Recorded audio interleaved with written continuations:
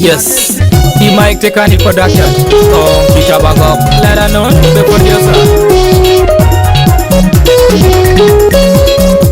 Bija garanga ya kullar bancho la lej mam jeping mamuna nearby. Bija garangi nom kullar bancho la lej mam jeping mamuna nearby. Changi moyang changan panaran chol changi moyang changan paninjim. Na yurani ye baile keran pat ranche koja teto koche koja loji. Daniel melakol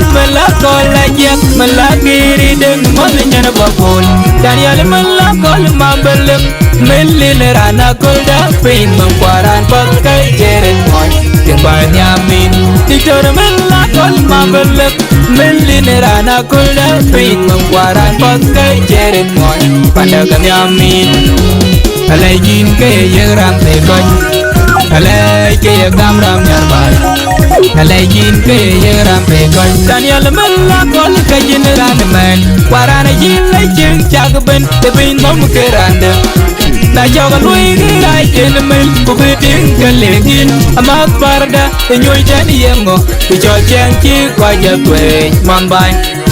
tidur melakol mabelek melinera kolda pin mengwaran pakai jeren moy pada kanyamin jual madol manwet badir gulor jual mangnyar bai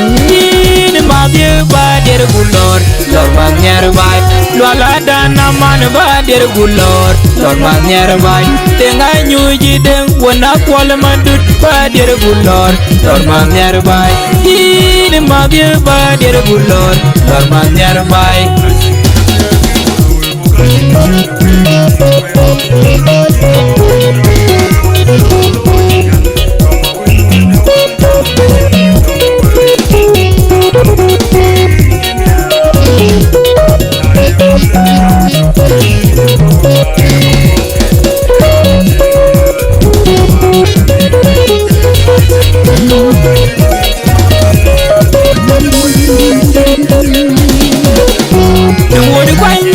Kamyamin, bukan kamyam, duwondun panakon lajek mayan, ipantit tengah kebayan, main memang kairil kejeren moy, pada kamyamin, ungweli dengar ya, pada kamyamin, angun kuada manok, pada kamyamin, nalor dong mayar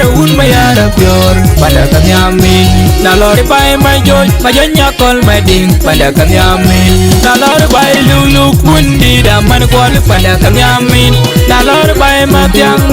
jengkol pada kamyamin Daniel melakol mabelek melinera kolda pin memang kairil kejeren moy pada kamyamin bola nai mabye wana nai jong mer badir gulor torma mer bay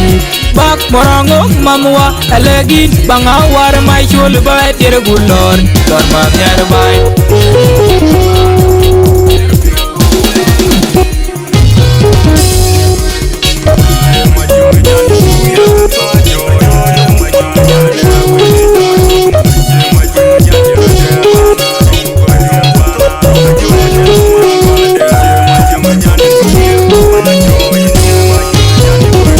Bija garanga ya kullar bancho la lej mam jeping mamuna nearby Bija garangi nom kullar bancho la lej mam jeping mamuna nearby Changi moyang changan panaran chol changi moyang changan paninjim na yurani ye baile keran pat ranche koja teto koche koja loji Daniel melakol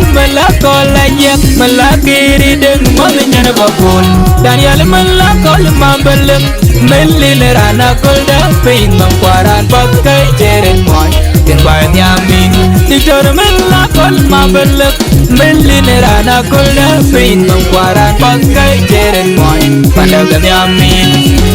alajin ke yang ram tekon alaj ke yang ram nyarbai alajin ke yang ram tekon Daniel melakol ke jeneran man